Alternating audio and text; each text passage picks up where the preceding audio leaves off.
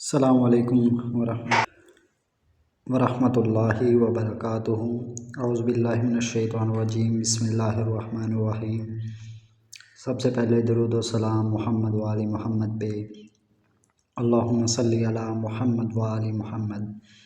آج کی ویڈیو ہے کہ ہم علم جفر سے سوال کرتے ہیں کہ پاکستان کی ترقی و خوشحالی کیسے ممکن ہے، یعنی پاکستان ترقی یافتہ اور خوشحال ملک کس طرح بن سکتا ہے۔ تو آئیے چلتے ہیں ہماری ویڈیو کی جانب۔ پہلے ہے یا علیم۔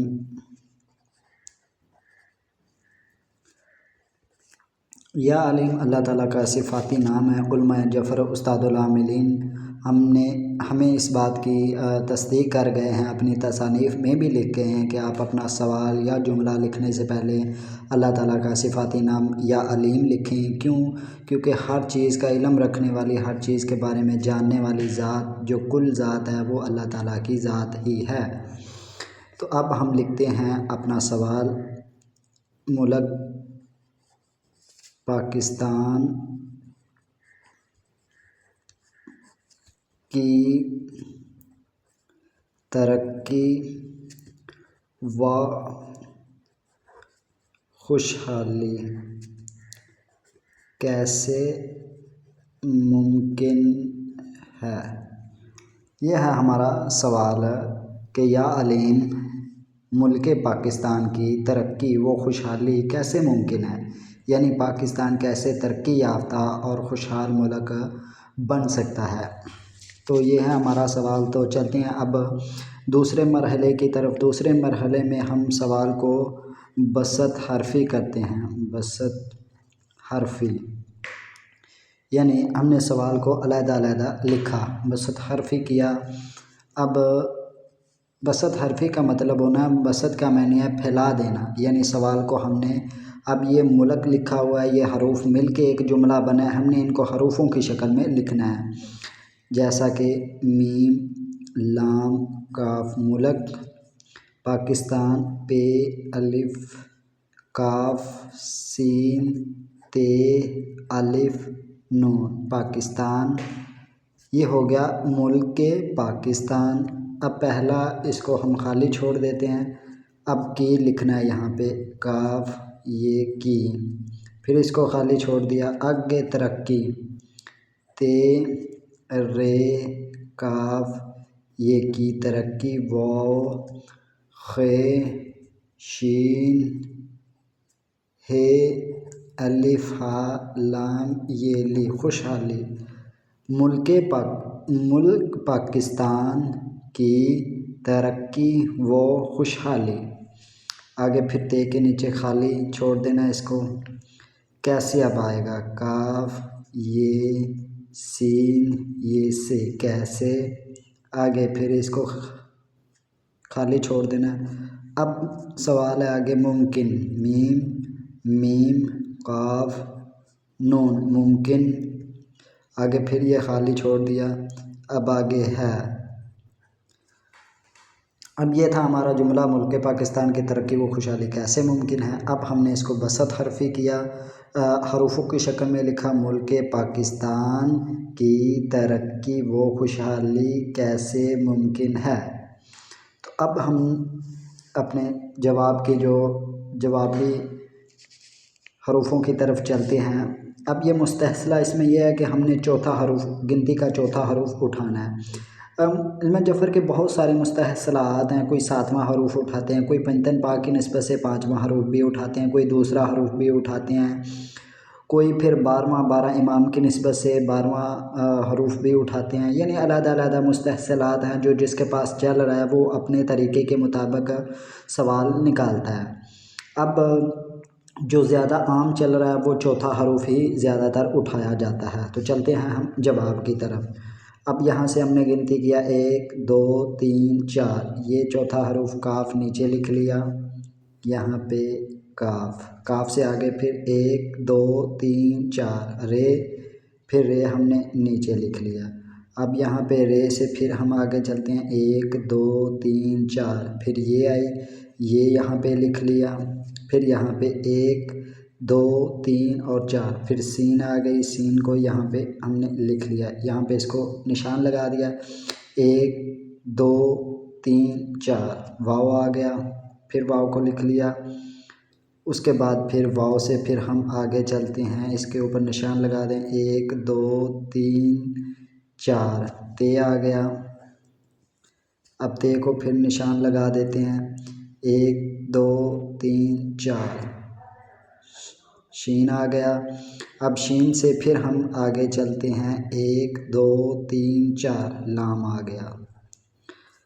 یہ ہمارے پاس آگے تو پھر حروف بچے نہیں، یہ ہمارے پاس جوابی حروف آئے، جوابی حروف، یہ جوابی حروف ہیں۔ اب ان حروفوں سے ہی ہم نے اپنی عبارت کو یعنی اپنے جواب کو ہم نے ان سے ہی آغاز کرنا ہے۔ اب یہاں پہ ہم دیکھیں کہ کوئی جملہ بن رہا ہے تو نہیں بن رہا، اگر نہیں بن رہا تو ہم پھر اس کو صدر مؤخر کریں گے۔ صدر مؤخر کرنے کے لیے پہلے حروف کو آخر والے حروف کو پہلے لکھا جاتا ہے، پہلے والے کو بعد میں لکھا جاتا ہے، جیسا کہ لام، قاف، شین، رے، تے، یہ، واو، سین۔ یہ ٹوٹل حروف 3 اور 3 6 اور 2 8، 3 اور 3 6 اور 2 8۔ یہاں پہ بھی ہم دیکھیں کہ کوئی بھی نہیں جواب بن رہا، پھر اس کے اور صدر مؤخر کریں گے، سین، لام، واو، کاف، یہ شین، تے، رے۔ یہاں پہ ہم تھوڑا سا غور کریں تو ہمارے پاس ایک جواب بن رہا ہے، وہ کیا بن رہا ہے؟ رے، سین، واو، لام، کیا ہوا؟ رسول۔ رے، سین، واو، لام، رسول۔ آگے ہے کی۔ یہ ہمارے پاس یہ بھی حروف سمجھے ختم ہو گیا، یہ بھی ختم ہو گیا، یہ بھی ختم ہو گیا، یہ بھی ختم ہو گیا، یہ بھی ختم ہو گیا، یہ بھی ختم ہو گیا۔ اب ہمارے پاس بچا تھا شین اور تے، رسول کی۔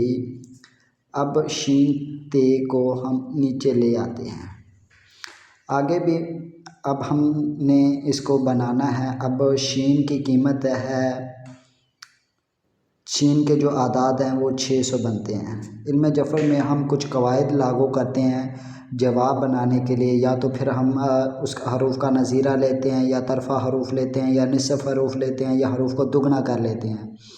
اب ہم شین کا جو نظیرہ ہے، ہر حروف کا 15واں حروف اس کا نظیرہ ہوتا ہے، یعنی اس کا نظیرہ بنا واو، کیونکہ شین سے اگر ہم حروف کو گننا شروع کریں گے تو 15ویں نمبر پہ حروف واو آئے گا۔ اب واو کی قیمت کتنی ہے؟ 6۔ اب 6 جو ہے، اب سین کی قیمت ہم چیک کریں گے تو 60 بنتی ہے، 6 جمع 0 کریں گے تو پھر بھی ہمارے پاس 6 ہی آئے گا، کیونکہ 0 کی تو کوئی قیمت ہے ہی نہیں، تو پھر ہم واو کی جگہ پہ سین لکھ سکتے ہیں۔ اب یہاں پہ کیا بنا؟ 7، یعنی شین کو ہم نے ختم کر کے سین آخذ کیا، اور سین اور تے ہمارے پاس 2 حروف آ گئے۔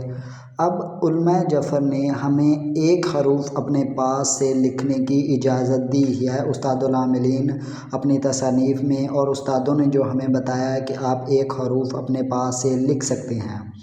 اب ہم ایک حروف لکھیں تو جو جواب بنے وہ کیا بنے؟ سین، نون، تے، سنت، یعنی رسول کی سنت۔ یہ پاس ہمارے جو جواب آیا ہے وہ یہ آیا ہے کہ رسول کی سنت۔ اب علم جفر ہمیں یہ بتا رہا ہے کہ اگر ہم رسول اللہ صلی اللہ علیہ وآلہ وسلم کی سنت پر عمل پیرا ہوں گے، اب سنت کا کیا معنی ہے؟ طریقہ، یعنی جو کام رسول اللہ نے کیے ہیں وہی کام ہم کریں، ان کے قانون کو اپنے اوپر لاگو کریں، تب ہی ہمارے ملک کی ترقی و خوشحالی ممکن ہے، ورنہ نہیں۔ اب یہ بات اگر کوئی بچہ بھی سمجھ جائے گا کہ اب دیکھیں بیرون ملک سعودیہ جو جتنے بھی اسلامی ملک ہیں انہوں نے رسول اللہ کی سنت کے مطابق اپنے ملکوں میں قوانین کو لاگو کیا ہوا ہے، اسی وجہ سے وہ ملک ہمارے پاکستان سے زیادہ خوشحال بھی ہیں اور ترقی یافتہ بھی ہیں۔ ہمارا ملک آج مقروض ہے، سب سے زیادہ مقروض ہے جو ہمارا ملک ہے اس وقت۔ تو کس وجہ سے ہے؟ اسی وجہ سے ہے کہ ہم نے رسول اللہ کی سنت کے جو طریقہ کار تھے، جو رسول اللہ نے لاگو کیے تھے ہمارے اوپر، ہم نے ان کو چھوڑ دیا ہے۔ علم جعفر بہت ہی پاکیزہ اور جو دنیا میں سب سے پہلے علم الحروف آئے وہ علم جعفر تھے۔ یہاں سے آدم علیہ السلام کو چلتا ہوا یہ علم پھر حضرت دانیال علیہ السلام سے چلتا ہوا پھر یہ امام جعفر صادق علیہ السلام تک پہنچا، وہاں سے پھر یہ چلتا ہوا بزرگوں کی تصانیف کے ذریعے علم سینہ بہ سینہ پھر یہ ہم تک پہنچا۔